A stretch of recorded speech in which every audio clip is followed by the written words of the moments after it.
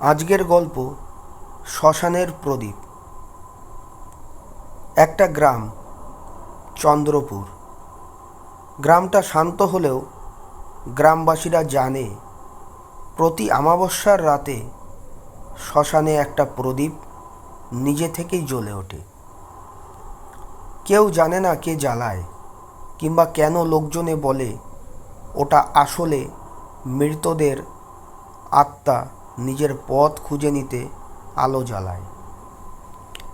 আজকের গল্পে মূল চরিত্রে আপনারা দেখতে পাবেন অর্ণব, যে শহরের ছেলে, ফটোগ্রাফার, ঠাকুমা গ্রামের বয়স্ক মহিলা, যিনি এইসব বিশ্বাস করেন না।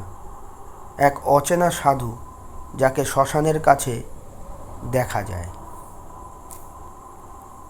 চন্দ্রপুর গ্রাম বাইরে থেকে শান্ত, কিন্তু অমাবস্যার রাতে এখানে এক অদ্ভুত রহস্য লুকিয়ে থাকে। শহর থেকে আসা অর্ণব কেবল কাকতালীয় নয়, ভাগ্যই তাকে এখানে টেনে এনেছে। অমাবস্যার রাত শ্মশান যেন আরও নিস্তব্ধ, আরও ভারী। হঠাৎ শ্মশানের মাঝখানে একটা প্রদীপ জ্বলে উঠল। প্রদীপটা ধীরে ধীরে এগিয়ে আসছে, অথচ কেউ নেই। পিছনে একটা কণ্ঠস্বর, এ আলো মৃতদের নয়, জীবিতদের আত্মা টানার জন্য। ক্যামেরার স্ক্রিনে অর্ণব দেখতে পেল প্রদীপের ভেতরে তার নিজের মুখ। পরদিন ভোরে গ্রামবাসীরা পেল এক মুঠো ছাই আর পাশে পড়ে থাকা ক্যামেরা, যেখানে বন্দি ছিল অর্ণবের আতঙ্কিত মুখ। অর্ণব ছুটিতে গ্রামে আসে। তারপর সে শুনতে পায় অমাবস্যায় নাকি শ্মশানে প্রদীপ জ্বলে ওঠে নিজে থেকে। সে ক্যামেরা নিয়ে সেটা প্রমাণ করতে যায়। রাতে সে শ্মশানে বসে অপেক্ষা করে। হঠাৎ দূরে দেখতে পায় একটা প্রদীপ নিজে থেকেই জ্বলে ওঠে। সে একটু কাছে গিয়ে ক্যামেরাটা জুম করে দেখে প্রদীপের চারপাশে কারো ছায়া নেই। কিছুক্ষণ পর অর্ণব লক্ষ্য করে প্রদীপটা ধীরে ধীরে এগিয়ে আসছে, কিন্তু কেউ সেই প্রদীপটাকে বহন করছে না।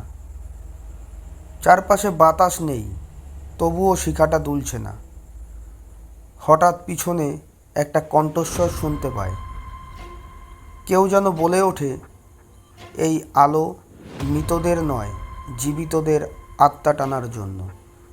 ঘুরে দেখে এক অচেনা সাধু সেখানে দাঁড়িয়ে আছে। অর্ণব বুঝতে পারে প্রদীপটা এখন তার দিকেই এগোচ্ছে। ক্যামেরার লেন্সে দেখতে পায় প্রদীপের ভেতরে নিজের মুখ জ্বলছে। সেই অচেনা সাধু ফিসফিস করে বলে ওঠে, আজ যে প্রদীপ জ্বলেছে সেটা তোমার নামে।